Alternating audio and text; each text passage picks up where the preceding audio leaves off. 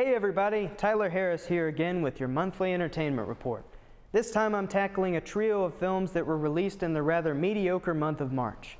The first film on our list is the Sandals and Swords epic that is 300 Rise of an Empire. I gotta be honest, I'm not a big fan of sequels. So going into the sequel to 300, the 2006 film that was void of anything other than visually stunning CGI and lots of angry half-naked men, I can't say I was too excited. But as it turned out, this sequel was a pretty pleasant surprise. For the superfans of the original film, the sequel will provide just enough stylish gore to fulfill their bloodlust. For anyone else, the film provides a more logical storyline than the first one, along with a few respectable characters to enjoy the screen presence of.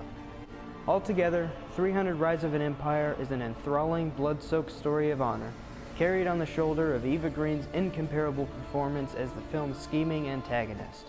I would say, if you miss it in theaters, buy it on Blu-ray. Annoyed by the notion of Greek freedom, has come to Greece to bring us to heel. He makes landfall at the field of Marathon with an invading force which outnumbers the Greek defenders 3-1. And so at dawn, the hopeless Athenians do the unthinkable. Next up on our list is the dud of the month, Need for Speed. As a huge fan of Breaking Bad, I'm also, unsurprisingly, a huge fan of Aaron Paul.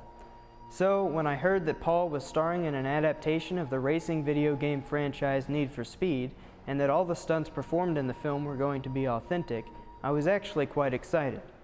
And that was my first mistake. This film is really awful, and that shouldn't have been a surprise to me, but unfortunately it was. Perhaps the only compliment I can give this movie is that, as mentioned before, all of the car stunts performed in the film are 100% real. And that's all fine and dandy, except for the fact that all the car stunts are just flat out stupid.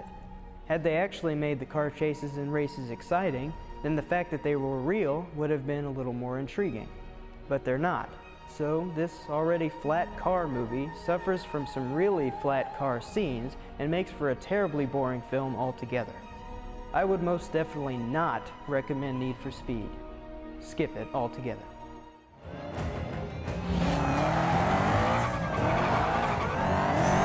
In pursuit, modified Ford Mustang.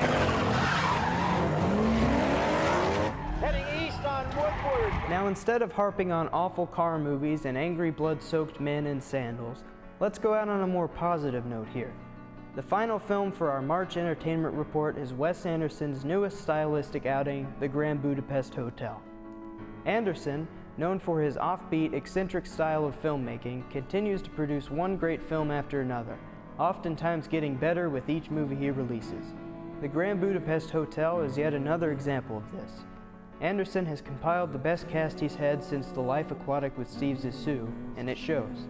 In some sense, Anderson could be charged with increasing style over substance with this new film, but in a way, the more he doubles down on his whimsy, the more charming everything becomes. That's right, even the negatives of this film are actually positives. The Grand Budapest Hotel is one of the best films of the year so far, and I would expect to see it reappear during Oscar season. I couldn't recommend it enough. See it. You can't arrest him simply because he's a bloody immigrant. Take your hands off my lobby boy!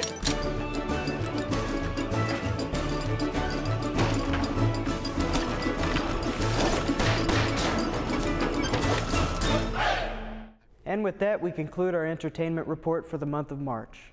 The month was a pretty steady one for films overall, a mix of decent movies along with a small selection of really bad ones, but there wasn't anything overtly terrible. Now, with March coming to a close, we're finally approaching the end of the studio dumping ground, post-Oscar time, and we're now entering blockbuster territory. Are you ready for CGI? I am. Be excited. And Nicolas Cage as Fu Manchu. This is my vision! No!